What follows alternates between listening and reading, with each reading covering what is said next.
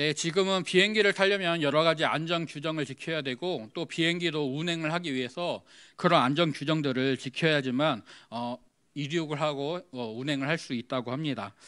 지금과 같은 안전을 위해 제한하는 여러 규정들이 이제 세워지고 그것들이 시행되기 전에 미국의 한 대학생이 어떤 회의 참석을 위해서 비행기를 타야 하는데 공항에 그만 늦게 도착하게 됐다고 합니다. 탑승구에 도착해서 수속을 하려고 했더니 비행기는 이미 이륙한 상태였고, 그래서 그녀가 낙담한 채로 다른 항공편을 막 알아보려고 하던 찰나에 그 항공사 비행기가 수속된 항공사 직원이 와서 저 비행기가 이제 다시 돌아올 수밖에 없다라고 말을 했다라고 합니다. 그 사람의 말대로 비행기가 회항하게 됐고, 그래서 그녀가 그 비행기에 타게 됐고, 그래서 목적지까지 가서 그녀가 참석해야 되는 회의에 무사히 참석할 수가 있었다라고 합니다. 이 이야기를 어떤 목사님이 이제 강연장에서 말씀을 하시게 됐는데, 이 이야기를 듣는 사람들 중에는 하나님이 일하셨다라고 인정하는 사람들도 있었지만, 하나님이 단지 한 명의 그 대학생을 위하여서 비행기를 되돌리셨다라는 것을 인정하지 못하는 사람들도 있었다라고 합니다. 분명 그 비행기는 어떤 기체의 결함에서라든지 아니면은 그 안에 있던 승객의 어떤 문제라든지 아니면 승무원의 어떤 문제라든지 비행기가 공중에서 되돌아와야만 하는 어떠한 이유가 분명히 다른 이유가 있었을 것입니다.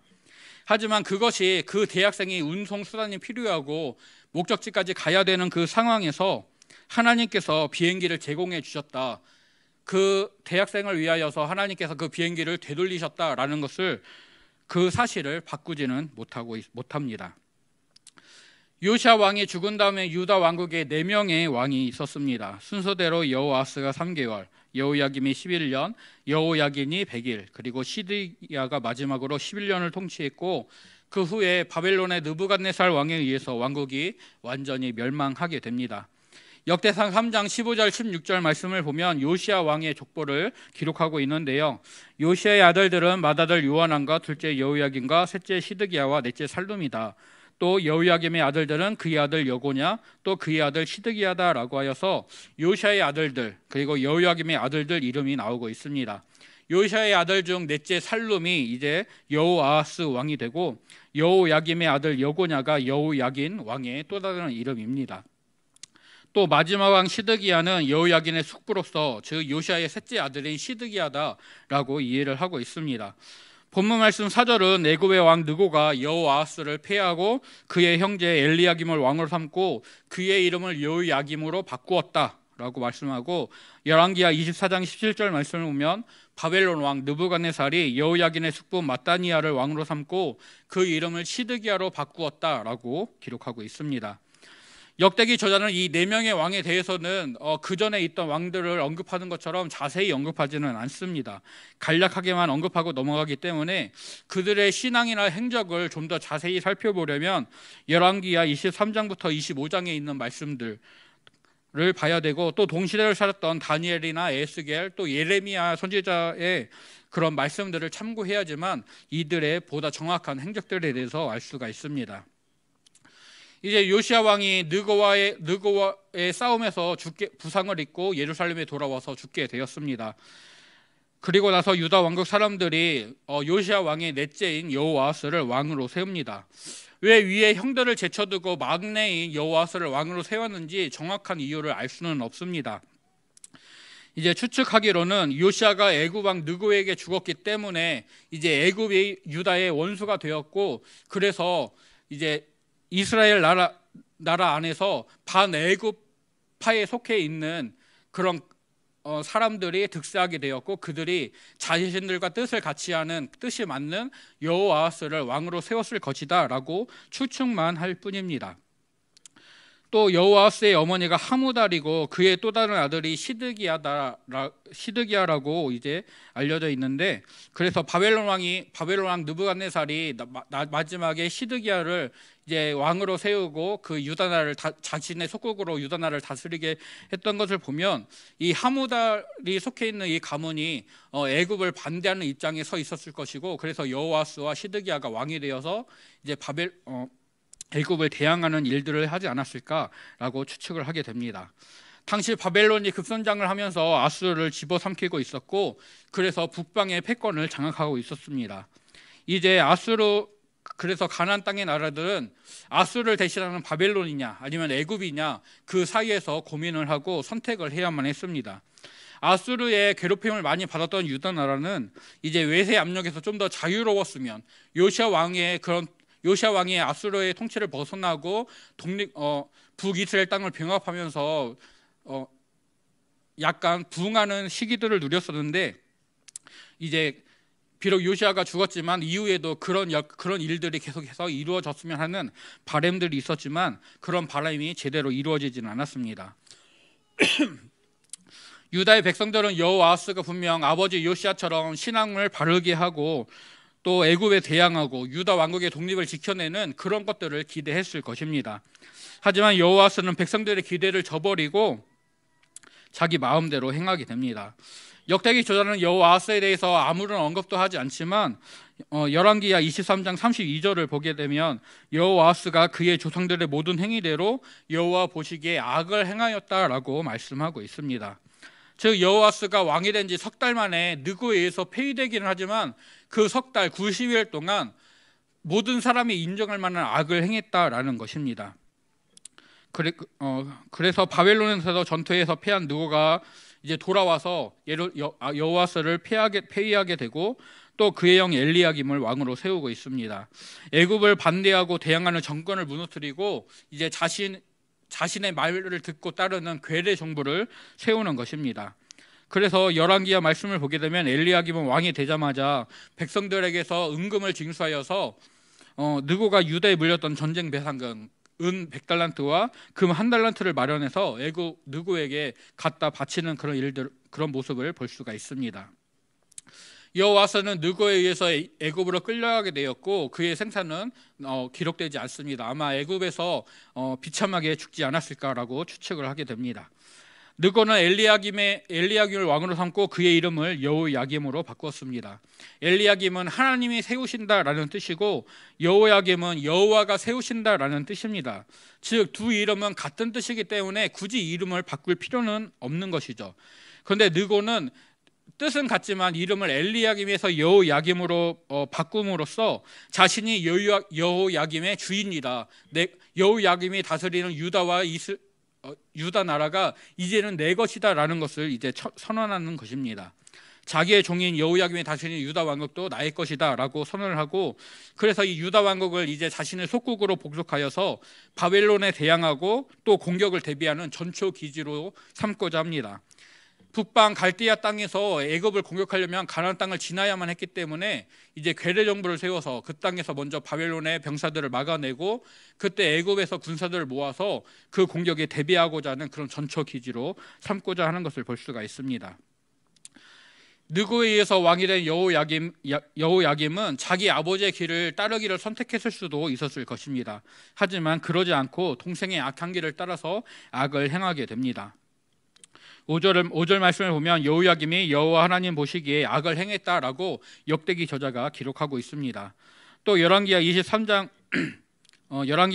말씀을 보면 느고에 의해서 여호야김이 왕으로 세워졌지만 바로 이제 바벨론의 공격을 받게 되고 바벨론을 섬기는 속국이 되었다라고 말씀을 하고 있습니다. 여호야김이 바벨론의 공격을 받고 바벨론에 섬기는 속국이 되어서 3년간 바벨론을 섬겼는데 느부갓네살 왕을 배반하게 됩니다. 그리고 이 배반을 빌미로 바벨론이 유다를 공격해서 여호야김 왕을 바벨론으로 잡아가고 성전의 기구들을 바벨론으로 가져다가 자기의 신당에 보관하게 됩니다. 다니엘 1장은 이때가 여호야김의 통치 3년째다라고 말하고 있고, 이때 느부갓네살이 왕족과 귀족들을 포로로 잡아갔다. 그리고 다니엘과 그의 3명의 친구들도 이때 포로로 잡혀갔다라고 말하고 있습니다. 느부갓네살이 빼앗아간 성전의 기구들은 메대와 바사 연합군과 싸우던 벨사살에 의해서 꺼내져서 그 연회에서 사용되었고, 하나님께서 메네메네 대길 우바르시니라는 글자를 쓰셔서 벨사살의 제약을 심판하셨음을 다니엘 5장은 기록을 하고 있습니다. 역대기 저자는 여호야김이 악을 행했다라고 간략하게 말하고 있지만 예레미야 선지자는 예레미야 22장 13절부터 17절에서 여호야김의 죄악을 자세히 고발하고 있습니다. 그리고 이후에 19절에서 그가 끌려 예루살렘 문 밖에 던져지고 나귀같이 매장함을 당하리라고 하여서 하나님의 심판을 받고 비참한 죽음을 맞게 될 것을 말하고 있습니다. 또 예레미야 36장을 보게 되면 예레미야가 여호야김의 통치 4년이 됐을 때 하나님의 심판과 회개를 선포하는 두루마리를 기록하여서 여호야김 왕에게 보냈는데 왕이 그 글을 읽으면서 회개하기는커녕 칼로 잘라서 그 두루마리를 불에 태워 버렸다라고 말씀하고 있습니다. 또 예레미야 26장을 보면 우리야라는 선지자가 있어서 예레미야처럼 하나님의 심판을 선포했었는데 여호야김 왕이 이 선지자를 잡아다가 죽였다라고 말하여서 그가 행한 악들을 예레미야 선지자가 자세히 기록을 하고 있습니다. 그래서 열왕기하 24장 6절은 여호야김이 그의 조상들과 함께 잠에 그의 아들 여호야김이 제 왕이 되니라라고 말하여서 이제 성경학자들은 여호야김이 바벨론의 포로로 잡혀갔다가 다시 돌아오게 됐을 것이다. 그리고 이후에 유다 왕국을 좀 더 통치하다가 그가 죽게 되었을 것이다라고 추정하고 있습니다. 그리고 역대기 저자와 열왕기 저자 모두 여호야김이 죽고 나서 백성들이 어떻게 장례식을 치루었는지 또 그가 어디에 묻혔는지 이런 언급들을 전혀 언급하지 않음으로써 그가 하나님의 심판을 받아서 비참하게 죽었을 것이다라는 그런 추측을 하게 만듭니다. 이제 여호야김이 죽고 그의 아들 여호야긴이 왕이 되었습니다. 역대상 3장과 에스더 2장 또 예레미야 24장과 마태복음 1장에서는 그의 이름을 여고냐라고 말씀을 합니다. 또 예레미야 22장과 31장은 그의 이름을 고니야라고 하고 있고 또 예레미야 27장부터 29장에서는 여고니야라고 하여서 그의 이름이 이제 여러 가지로 등장을 합니다. 이 여호야긴 왕은 석 달 열흘 즉 100일 동안 왕위에 있었는데요. 역대기 저자는 그가 8살에 왕이 되었다라고 하지만 열왕기하 말씀은 여호야긴이 18살에 왕이 되었다라고 말씀합니다. 그가 하나님 보시기에 악을 행하였다라는 기록 그리고 그가 포로로 잡혀가게 될 때 이제 왕의 아내들도 같이 포로로 잡혀갔다라는 말씀 또 역대상 3장 17절 18절에서 그의 아들들의 이름을 이제 언급하고 있는 것으로 보아 그의 나이가 18살이었을 것이다라고 추측을 합니다. 이제 여호야긴이 왕에 있는 100일 동안 그도 하나님 보시기에 악을 행했고 하나님은 그를 징계하셔서 그가 바벨론으로 포로로 끌려가게 하십니다. 역대기 저자는 10절에서 그의 느부갓네살 왕이 사람을 보내어 여호야긴을 바벨론으로 잡아갔다라고 말씀하고 있고 열왕기하 24장 14절에서는 여호야긴이 잡혀갈 때 예루살렘의 모든 백성들과 지도자들과 모든 용사 만명과 모든 장인과 대장장이를 사로잡아서 갔다. 그래서 비천한 자 외에는 예루살렘에 남지 않았다라고 말씀하고 16절에서는 싸움을 할 수 있는 모든 자들이 바벨론으로 끌려갔다라고 말하여서 이제 유다 왕국이 바벨론에 대항할 수 있는 그런 능력이라든지 어떤 힘이 전혀 없게 되었다. 망하기 직전에 그런 빈사 상태의 그런 모습이 되었다라는 것을 알려주고 있습니다. 또 이때 에스겔 선지자도 포로로 끌려갔다가 그발강가에서 하나님의 부르심을 받았다라고 에스겔 1장 그리고 에스겔 33장에서 그가 증거하고 있습니다. 느부갓네살은 여호야긴을 포로로 잡아가면서 성전의 귀한 그릇들을 또한 빼앗아 갑니다. 열왕기하 24장 13절 말씀을 보게 되면 여호와의 성전의 모든 보물과 왕궁 보물을 집어내고 또 이스라엘 왕 솔로몬이 만든 것 곧 여호와의 성전의 금 그릇을 다 파괴하였으니 여호와의 말씀과 같이 되었더라라고 말씀하고 있습니다. 그래서 하나님께서 히스기야에게 하셨던 말씀 그가 아수르의 공격에서 벗어나고 죽을 병에서 나온 다음에 하나님께 감사하지 못하고 교만하였을 때 바벨론의 사자들에게 왕궁의 모든 보물고와 군기고와 창고의 모든 것들을 보여주었고 그래서 하나님께서 너가 보여준 것들이 다 바벨론으로 옮겨질 것이다 라고 말씀하셨는데 이제 이 말씀이 여호야긴 왕 때에 완전히 이루어졌다라는 것을 역대기 저자는 증거하고 있습니다. 그리고 느고가 여호아스를 잡아가면서 여호야김을 왕으로 세웠던 것처럼 느부갓네살도 여호야긴을 잡아가고 이제 시드기야를 왕으로 세우게 됩니다. 13절 말씀을 보면 느부갓네살이 시드기야에게 하나님을 가리켜 맹세하게 하였다. 즉 시드기야가 자신을 온전히 섬기도록 맹세하게 하였는데 시드기야가 하나님에 대하여 했던 맹세를 어기고 바벨론 왕을 배반했다라고 말씀하고 있습니다. 이것은 하나님의 말씀을 어기는 것이었는데요. 예레미야 선지자는 예레미야서 27장 12절에서 왕과 백성은 바벨론 왕의 멍에를 목에 메고 그와 그의 백성을 섬기소서, 그러면 사실 것입니다 라고 말하고 있습니다. 또 예레미야 38장 17절 18절 말씀에서는 내가 만일 바벨론의 왕의 고관들에게 항복하면 내 생명이 살겠고 이 성에 불사름을 당하지 않을 것이다. 너와 내 가족들은 살 것이다. 그런데 내가 만일 나가서 바벨론 왕의 고관들에게 항복하지 않으면 이 성이 갈대아인의 손에 넘어가리니 그들이 이 성을 불사를 것이며 너는 그들의 손을 벗어나지 못할 것이다 라는 하나님의 말씀을 선포하고 있습니다. 즉 시드기야가 바벨론 왕에게 항복하고 그를 섬겨야 한다고 예레미야는 하나님의 말씀을 선포했습니다. 하지만 시드기야는 예레미야의 말을 듣기는 하였지만 그 말에 따르지 않고 왕궁 내에 있던 권력자들의 말을 듣고 바벨론을 배반하게 됩니다. 그래서 역대기 저자는 본문 12절 13절에서 시드기야가 예레미야가 이르는 하나님의 말씀 앞에서 겸손하지 않았다, 하나님께로 돌아오지도 않았다, 또 하나님 말씀을 거부했다, 그래서 그가 계속해서 하나님 보시기에 악을 행했다라면서 그의 삶을 평가하고 있습니다. 이렇게 시드기야 왕이 하나님의 말씀을 무시하고 악을 행하자 백성들도 이를 따라서 악을 행하게 됩니다. 14절 말씀은 지도자인 제사장들과 일반 백성들 모두가 하나님께 범죄하였다, 다른 나라의 악한 것들을 본받아서 행동했고 하나님의 성전을 더럽혔다라면서 그들의 악을 고발하고 있습니다. 요시야 왕 때에 요시야 왕과 백성들이 함께 했던 마음과 목숨을 다해 여호와를 순종하겠다, 그 계명과 율법을 지키겠다라고 했던 맹세는 이제 사라져 버렸습니다.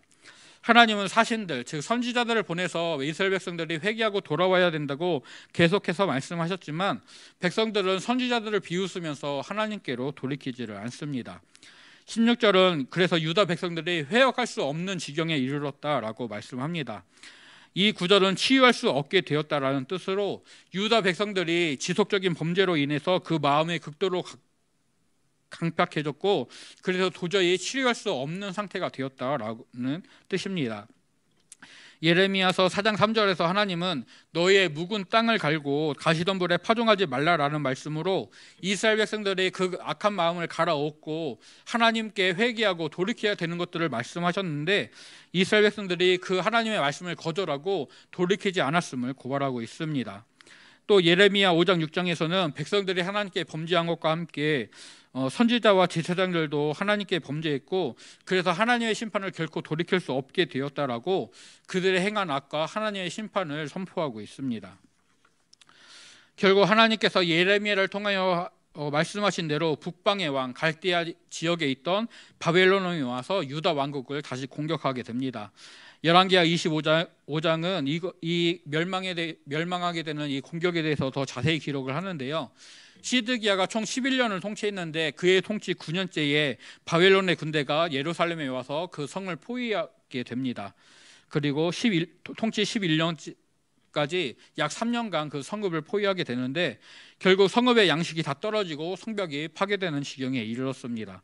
바벨론 군대가 성중에 침입했을 때 시드기야는 성을 탈출해서 도망하지만 그가 잡혀서 포로로 끌려가게 되고 백성들은 목숨을 부지하고자 성전으로 들어가서 하나님의 성전은 무너지지 않겠지, 이곳은 안전하겠지라며 성전으로 피시했는데 바벨론 군사들이 그곳까지 공격해서 그 성전에 있던 많은 백성들을 죽였다라고 말씀하고 있습니다.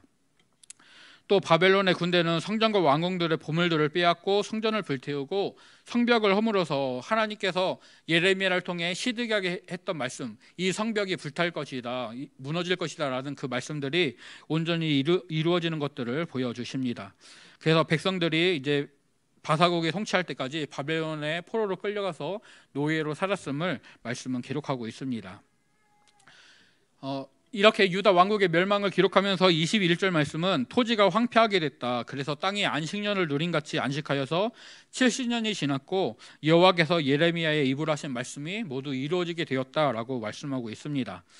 예레미야 25장 9절과 12절 또 29장 10절에서는 유다 백성들이 바벨론의 노예가 되어서 70년이 지날 것이다, 그리고 그 후에 다시 가나안 땅으로 돌아오게 될 것이다 라는 하나님의 말씀을 증거하고 있습니다. 하나님께서 예레미야에게 하셨던 그 말씀들은 이제 고레스 왕 때에 이루어지게 됩니다. 하나님은 예레미야를 통해 하신 말씀을 이루시려고 고레스의 마음을 감동하셨고, 고레스는 온 나라에 조서를 내리고 공포하여서 하나님의 백성이 예루살렘으로 돌아가 그 성전을 건축하라라고 명령을 하고 있습니다. 그리고 에스라 1장에서는 고레스의 명령을 보다 자세히 기록하면서 그의 명령을 따라 유다 백성들이 느부갓네살이 빼앗아 왔던 성전의 보물들을 가지고 예루살렘으로 귀환했다. 또 여호야긴 왕의 아들이었던 세나살이 세스바살이라는 이름으로 유다 총독에 임명되어서 백성들을 인도했다라는 것을 기록하고 있습니다. 이렇게 요시야 왕 이후로 유다 왕국의 4명의 왕들은 강대국의 속국으로 전락한 유다 왕국을 통치하게 됩니다. 이는 아하스가 아수르에게 항복하고 그 아수르의 신들을 섬겼던 이후로 계속해서 벌어진 일들입니다. 히스기야와 요시야가 신앙개혁을 신앙 회복 운동을 펼치고 정결 운동을 펼치면서 아수르의 지배를 물리치고 독립하기도 했었지만 점점 망해가는 유다 왕국이 회복되지는 못했습니다. 그들이 하나님을 진정한 왕으로 모시고 하나님을 찾고 했을 때는 하나님이 그들의 왕이 되셔서 그 나라를 인도하시고 보살펴 주셨는데, 그들이 하나님을 버리고 이방의 신들을 섬기거나 이방 나라를 섬길 때는 그 신들의 그 나라의 백성이 되어서 그 나라가 계속 멸망의 길을 걸어가게 되었습니다.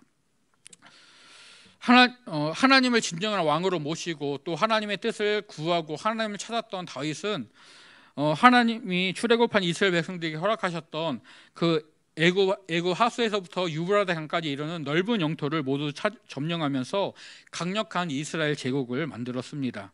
하지만 그의 아들 솔로몬이 바로 우상 숭배를 하면서 하나님을 떠나게 되었고, 결국 강력했던 제국이 연약한 두 나라로 분리됩니다. 그리고 두 나라 모두 우상 숭배 등의 죄악으로 완전히 멸망하고 하게 되는 것을 우리가 볼 수가 있습니다. 유다 왕국은 여호사밧이나 히스기야 또 요시야 같은 선한 왕들이 하나님 신앙을 회복하면서 하나님 나라 또 하나님 백성의 신분과 정체성을 회복하면서 그들이 잠깐 소생하는 살아나는 기회들이 있었습니다. 하지만 하나님을 떠나고 버리며 악을 행했던 왕들이 더 많았고 그들의 통치 아래서 다른 민족의 지배를 받게 되었습니다. 왕과 백성들의 신앙에 따라 그들은 하나님의 백성이냐 아니면 이방 신의 백성이냐가 정해지게 되었습니다. 하나님을 버리고 악을 행하다가 이방 나라의 속국으로 전락해버렸던 오늘 역대하 36장에 기록하는 이 유다 왕국의 마지막 역사를 기억하면서 우리가 오직 하나님만 섬기겠습니다, 또 하나님만 찾고 의지하는 믿음으로 서겠습니다 라면서 결단하고 하나님의 통치를 받는 하나님의 백성으로 살아가기를 결단하는 저와 성도님들이 되시기를 간절히 소원합니다. 역사 시간에 이제 아수르가 아시리아 제국이고 바벨론은 신바빌로니아 제국이고 또 바사는 페르시아 제국이다라고 배웠었습니다. 아수르와 바벨론은 자기들이 점령한 그 나라와 민족들을 다른 지역으로 강제 이주시키고 그들의 민족성을 압살하고자 그들의 그들의 고유 신앙을 거절하고 바벨론의 신들을 믿도록 강요했었습니다. 하지만 그 뒤를 이은 고레스의 바사 제국은 민족 해방 정책을 펼치면서 각 민족의 신앙을 인정해주고 자기들의 본래 땅으로 돌아갈 수 있도록 합니다. 바벨론의 지배 아래 있던 백성들의 민심을 얻고자 했던 것이고 유대인들만이 고레스 왕 때에 자기 고향으로 돌아간 것이 아니다라는 것을 역사는 가르치고 있습니다. 하지만 이 정책이 하나님의 뜻 안에서 이루어진 것이다라는 것을 부정할 수 없습니다. 하나님은 고레스가 등장하기 150년도 더 전에 이사야 선지자를 통해서 고레스 왕에 대해서 말씀하셨고, 이사야와 예레미야 선지자를 통해 말씀하신 대로 포로로 잡혀갔던 이스라엘 백성들이 고레스 왕의 명령에 따라서 가나안 땅으로 돌아오게 되었고 예루살렘 성전을 재건하게 됩니다. 설교를 시작할 때 말씀드렸던 그 비행기 예화에서 그 대학생은 비행기가 되돌아올 것이다, 내가 그 비행기를 타고 회의에 참석할 것이다 라는 것을 전혀 기대하지 못했습니다. 하지만 그 일이 실제로 일어났습니다. 마찬가지로 아무도 바벨론을 멸망시킨 고레스 왕이 바벨론을 멸망시킨 바사 제국에서 고레스라는 통치자가 등장하게 되고 그가 권력을 잡자마자 유대인들을 고향으로 돌려보낼 것을 기대하지 못했을 테지만 그는 그렇게 하고 있습니다. 누군가는 우연이다, 다른 이유가 있다라고 말을 하겠지만, 믿음의 사람들은 이 우연 같아 보이는 일을 통해 하나님께서 자신의 선하신 뜻과 계획에 따라 가장 놀라운 순간에 그 대학생을 위해 또 유다 왕국을 위해 일하셨다라는 것을 부정할 수 없습니다. 이미 하나님의 선지자를 통해 말씀하신 대로 하나님은 그 일들이 온전히 이루어지게 하십니다. 그래서 하나님은 전능하신 하나님, 모든 것을 다스리시고 주관하시는 하나님, 진정한 참 통치자 여호와 하나님이십니다. 하나님께서 진정한 통치자시다, 선하시고 온전하신 하나님과 뜻과 계획으로 이 모든 것을 다스리신다라고 이제 그것들을 생각하고 말하게 될 때, 저는 다윗 왕과 히스기야 왕을 생각하게 됩니다. 히스기야가 병 고침을 받고서 아수르의 위협에서 구원받았을 때 그는 교만에 빠지게 됩니다. 하나님께 감사하지 못하고 교만함에 빠져서 바벨론에서 온 사자들에게 왕국의 모든 것들을 보여주면서 자랑을 하게 됩니다. 하나님께서는 그 모든 것들이 바벨론으로 옮겨질 것이다 라고 말씀하셨습니다. 이 말을 듣고 히스기야는 열왕기하 20장 19절 말씀을 보면 하나님의 말씀은 선하십니다 라고 합니다. 또 만일 내가 사는 날에 태평과 진실이 있을진데 어찌 선하지 않겠습니까? 라고 말하고 있습니다. 세번역 성경은 이 구절을 히스기야는 자기가 살아있는 동안만이라도 평화와 안정이 계속된다면 그것만으로도 다행이라고 생각하였다라고 번역하고 있습니다. 히스기야는 병고침 그리고 아수로부터의 구원이라는 은혜를 받고도 감사하지 못하고 교만하게 행동하여서 하나님의 큰 형벌을 유다 왕국에 초래하게 되었습니다. 자신에게 베푸셨던 하나님의 선하신 은혜, 그리고 그것에 합당하지 못하게 행동했던 자신의 잘못들을 보게 되니까 그저 하나님의 선하시고 온전하신 뜻, 그 계획을 인정할 수밖에 없었을 것입니다. 그리고 유구무원의 자세가 되어서 하나님께 다른 무언가를 요구할 엄두를 내지 못하고 하나님은 선하십니다, 하나님의 뜻은 완전하게 이루어질 것입니다 라고 그저 인정했을 것입니다. 다윗은 밧세와 간음하고 우리야를 전쟁 중에 죽게 하라고 살인 교사 명령을 내립니다. 그리고 우리야가 죽은 후에 밧세바를 자신의 아내로 데려옵니다. 하나님께서 나단 선지자를 통해서 책망하시고 밧세바가 낳은 아이가 죽을 것이다 라고 말씀하셨습니다. 아이가 심히 앓게 되었을 때 다윗은 이것이 분명히 하나님의 말씀대로 하나님이 형벌하시는 것이다 라는 것을 알고 있음에도 불구하고, 히스기야처럼 유구무원의 상황이었음에도 불구하고 그는 금식하면서 하나님께 기도합니다. 그러나 일주일 후에 아이가 죽었고 그것을 알게 되자 다윗은 몸을 씻고 의복을 갖춰 입고 하나님을 예배하고 다시 돌아와 음식을 먹습니다. 다윗은 아이가 살았을 때, 그가 아파할 때는 혹시 하나님께서 나를 불쌍히 여겨서 아이를 살려주시지 않을까, 은혜를 베풀어 주시지 않을까 기대하면서 하나님께 기도했던 것이고, 하나님의 말씀대로 아이가 죽게 되었으니 이것을 인정하고 받아들인다라고 말을 합니다. 두 사람 모두 하나님의 심판의 말씀을 들었습니다. 또 하나님이 하나님의 뜻대로 이루시는 그 선하시고 전능하심을 온전히 인정했습니다. 하지만 하나님의 선언에 반응하는 것은 두 사람이 다르게 나타납니다. 히스기야는 하나님의 선하심과 완전하심을 인정하면서 그것을 그대로 인정하고 받아들이고 자신의 유구무원의 처지, 하나님 앞에서 너무 부끄러워서 아무 말도 할 수 없는 그 상태를 인정하고 그저 하나님의 뜻을 겸허히 받아들입니다. 하지만 다윗은 혹여 하나님이 긍휼을 베풀지 않으실까 하면서 은혜의 한 자락을 더 기대하고 하나님께 기도하고 있습니다. 그리고 자기의 기대대로 되지 않았다고, 하나님이 자신의 금식과 기도를 무시했다고 원망하지도 불평하지도 않고 하나님의 그 온전하신 뜻과 계획을 인정합니다. 히스기야의 태도도 믿음의 태도라고 할 수 있겠지만 오히려 다윗의 태도가 우리에게 더 유익하고, 다윗처럼 하나님께 더욱더 은혜의 한 자락을 간구하며 기도해야 될 줄로 믿습니다. 구스 사람 세라가 군사 100만 명과 병거 300대를 가지고 유다 왕국을 공격했을 때 아사 왕은 여호와여, 힘이 강한 자와 약한 자 사이에는 주밖에 도와줄 리가 없습니다, 우리를 도우소서라고 기도합니다. 우리는 하나님께서 그 선하시고 온전하신 뜻대로 역사를 주관하시고 모든 것들을 이루시고 통치하신다라고 말을 하게 될 때, 하나님이 그 일들을 이루실 때 내가 하나님의 편에 서게 되고 또 하나님의 하나님의 은혜를 누리게 되기를, 하나님의 풍성하신 긍휼과 은혜를 내려주시기를 기대하고 간구할 수밖에 없습니다. 하나님의 은혜가 아니면 우리는 삶을 도저히 살아갈 수 없고 우리가 하나님 앞에 바로 설 수 없기 때문에 하나님의 일을 이루어 가시는 그때에 주여 나에게 은혜를 베풀어 주시옵소서, 내가 믿음으로 반응하게 하여 주시옵소서 기도하고 간구할 수밖에 없습니다. 또 하나님의 선하신 뜻이 심판을 말한다 할지라도 그 가운데 하나님 그래도 다윗처럼 하나님 그래도 진노 중이라도 긍휼을 잊지 마십시오, 은혜의 한 자락을 더하여 주십시오라면서 간구할 수밖에 없습니다. 진정한 통치자이신 하나님은 온전하시고 선하신 뜻과 계획을 따라서 모든 일을 작정하시고 이루십니다. 내 생각과 기대대로 하나님이 이루어 주실 때도 있고, 즉 내 생각과 기대가 하나님의 뜻과 맞아서 그대로 될 때도 있고 또 그렇지 않을 때도 있습니다. 그때마다 우리가 하나님 편으로 돌아설 수 있기를 간절히 소원합니다. 하나님이 일하시는 그 모든 자리에서 우리가 하나님 편으로 동참하게 되고 또 하나님의 풍성한 은혜와 긍휼을 누리게 되기를 온전히 소원하고 축복합니다. 하나님의 뜻을 인정하면서도 은혜의 한 자락을 더 기대하면서 하나님께 은혜와 그 긍휼을 구하면서 기도하며 나아가는 저와 성도님들이 되시기를 소원합니다.